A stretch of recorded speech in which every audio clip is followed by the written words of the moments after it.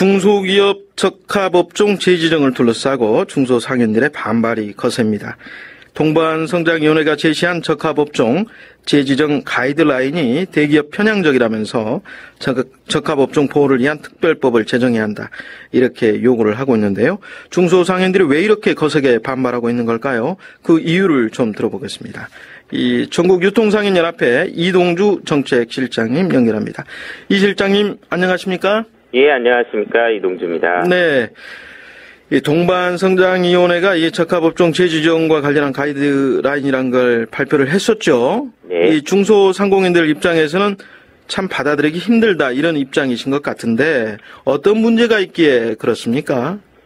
예, 이번에 동방성장위원회에서 그 84개 1차로 적합업종 지정됐던 거에 대해서 재지정 신청을 받겠다고 하면서 네. 가이드라인을 만들었는데요. 네. 저희가 보기에는 그동안에 그 정경련이나 이런 제기에서 적합업종 제도를 흔들기 위해서 많은 이제 주장했던 왜곡된 사례들이 네. 가이드라인에 상당 부분 반영이 됐습니다. 네. 예를 들면 조정 협의 기간을 6개월로 둔다거나 네. 중소사업자 신청단체의 대표성을 엄격하게 본다든가 네. 외국 기업과 국내 대기업 간의 차별로 인해서 외국 기업의 시장 잠식 우려가 높은 경우에는 조기에 적합업종을 해제하겠다. 네. 또는 적합업종 지정 이후에 특정 중소기업의 독점화가 우려될 경우에도 해제하겠다.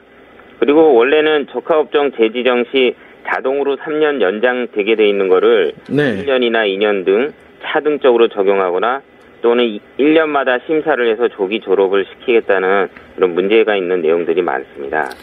한마디로 재지정에 관한 절차를 좀 까다롭게 했다, 심의를 좀 엄격하게 했다, 이렇게도 볼 수가 있겠는데, 예. 청취자들의 이해를 돕기 위해서요. 그러니까 적합업종이 지정된 지가 지금 3년이 됐죠, 올해로. 그리고 재지정 여부를 심사를 하는데 올해 검토 대상이 지금 첫 해 지정된 몇 개 품목입니까? 82개입니까? 4개입니까? 84개요. 아, 84개 품목이고요. 이 84개 품목에는 어떤 것들이 포함되어 있었죠? 참 82개네요. 82개인가요? 네. 82개 품목에는 주로 제조업 중심으로 세탁 비누, 김치, 네. 도시락, 두부, 어묵, 장류, LED 등 여러 가지 중소기업들이 선정이 되었고요. 네. 그 다음에 이제 서비스 업종도 15개가 선정이 됐는데 자동 판매기 운영업, 음식점업, 네. 자동차 전문 수리업 등입니다. 예. 그러니까 중소상공인들의 생존 영역을 좀 보호를 하고 또 대기업과의 상생 발전을 도모하기 위한 취지로 이 적합업종 제도가 도입이 된 거죠. 그렇습니다. 예. 이 적합업종으로 지정이 되면 어떤 조치들이 취해집니까? 예, 주로 민간 협의를 통해서 적합업종으로 지정이 되면 시장 상황에 맞게 확장 자제나 진입 금지, 사업 철수 혹은 사업 축소, 사업 이양 등 다양한 권고 조치들이 내려지게 됩니다. 네. 동반성장위원회가 지난 10일인가요? 이 적합업종에 대한 신규 신청을 또 모두 받았고 애로사항도 접수를 했다고 하는데, 네네. 이 신청하는데 뭐 중소상공인 여러분도 어려움이라든가 또 문제는 없었습니까? 이번에 10일까지는 지난 2011년부터 지정돼서 3년 만기가 도래되는 적합업종에 대해서 재지정 신청 우선적으로 받았는데요. 네. 이번 신청이 되고 나서도 대기업과 다시 3년 전처럼 조정협의체를 열어갖고 심사를 받아야 되고 협의를 해야 됩니다. 대기업과. 네. 그다음에 또 자체적으로 동반위가 가이드라인을 적용해서 재지정 여부를 결정하게 돼 있어서 결과와 관련돼서 많은 논란이 발생할 수 있을 거라고 봅니다. 네. 이 대기업을 대변하는 것이 정경련 아니겠습니까? 이 적합업종제도의 문제점을 조목조목 나열한 걸 보면요. 성장성이라든지 또 수익성이 좀 떨어진 품목은 재지정하지 말아야 한다, 해제해야 한다, 이런 주장을 폈어요. 어떻게 생각하십니까? 근데 최근에 보면 세계적인 경제 불황으로 삼성전자 스마트폰 매출도 많이 줄었다고 하지 않습니까? 네. 저는 시장에서 중소기업들의 성장세 둔화나 매출 감소의 원인이 꼭 적합업종 선정 때문이라고 단정 지을 수 없다고 보고요. 네. 중소기업이나 상인들의 영역은 대부분 내수 시장인데 내수 경기에 요즘처럼 장기간 침체일 때는 서로 중소제조나 중소유통이 서로 영향을 받습니다. 이러한 산업 생태계 속에서 살펴봐야 될 것 같고요. 오히려 이런 내수 장기 침체일 때는 대기업들이 솔선수범해서 일자리도 나누고 중소상인이나 중소기업의 시장으로 무한 확장하는 것을 좀 중단해서 서로 동방 성장할 수 있는 방법을 찾는 게 필요하다고 봅니다. 네. 이 적합업종 제도 때문에 외국계 기업만 시장을 독식하게 되고 대기업은 오히려 역차별을 받는다. 정경련이 이런 불만도 제기를 했었잖아요. 네. 실제로는 시장 상황이 어떻습니까? 논리적으로는 주장할 수 있는데 실제 상황은 그렇지 않습니다. 예를 들면요. 네. 예전에 음식점 간의 상권 거리 조정을 동반성장에서 권고 사항으로 발표했는데 네. 일본계 외식업체가 뭐 폭발적으로 증가했다 호들갑을 떨었어요. 네. 일본계 음식업 비중은 전체 전국 음식점이 60만 2천 개에 달하는데 거기에서 네. 89개밖에 안 됩니다. 퍼센테이지 따지면은 0.015% 정도 는 그러네요. 네. 그다음에 LED 등 시장에서도 필립스 등 외국 업체가 60%까지 시장 점유했다고 했는데 네.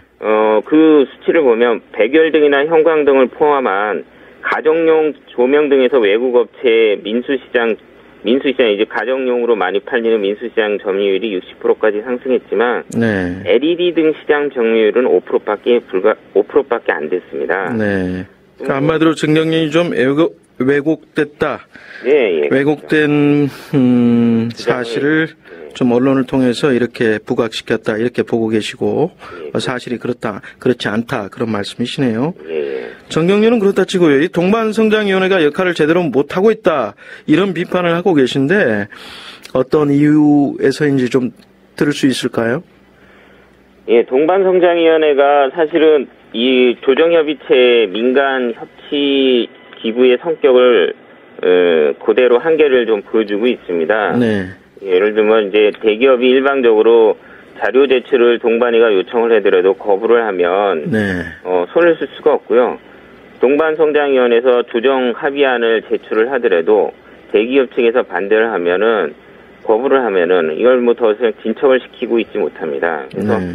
실제로 뭐 문구 소매업이나 논란이 많은 서비스 업종에 대해서는 조정협의체가 어떤 이 진행이 안 되고 있습니다. 1년이 넘게요. 네.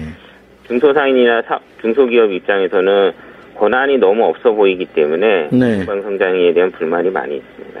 그렇다고 이 동반성장위원회를 뭐 해체하거나 또 폐지하기도 좀 그런 것 같은데 제 개인적인 의견입니다만은 지금 적합업종 제대로 보호할 수 있는 특별법 만들어달라, 제정해야 한다 이렇게 요구하고 계신데요. 그 이유 또 현재 추진 상황 어떻게 돼가고 있습니까? 예, 그 이유는 어쨌거나 말씀드린 것처럼 민간협치기구의 동방성장위원회를 통해서는 네. 중소기업이나 중소상인들의 시장 영역을 보호받는 데는 아무래도 좀 한계가 있기 때문에 네. 국회에서 특별법을 통해서요. 네. 정부가 좀 나서갖고 네. 이런 대기업들의 무한 확장을 막을 수 있는 네. 이런 정책들을 좀 법으로 담았으면 좋겠다라는 취지고요. 네. 지금 국회에서는 2012년도에 국회의원들 오영채 의원을 대표로 해서 40명이 공동 발의해서 계류 중에 있는데 네. 아직까지도 이 WTO나 FTA 같은 통상 문제를 마찰로 해서 네. 예, 그래서 지금 통과가 되고 있지 않습니다. 네. 예, 앞으로는 저희가 이제 외국에서도 보면 법의 형태만 다를 뿐이지 도시계획법이나 노동자의 건강보호, 종교보호, 뭐 유럽 같은 경우는 대형 유통점에 대한 경제 수요 심사, 즉 주변 상권하고 매출 영향 평가를 통해서도 네. 규제를 하고 있거든요. 네. 그래서 이런 외국 사례를 우리나라도 빨리 이런 좀 받아들여서 중소상인 적합업종에 대한 특별법을 좀 만들어야 된다고 좀 생각을 예. 합니다. 이게 함께 동반해서 성장하고 함께 공유하고 또 나누는 그런 경제 인식 좀 대기업들이 가져줬으면 하는 바람을 또 가져보네요. 네, 전국유통상인연합회 이동주 정책실장과 적합업종 특별법 제정 문제에 대해서 좀 들어봤습니다. 오늘 말씀 고맙습니다. 예, 감사합니다.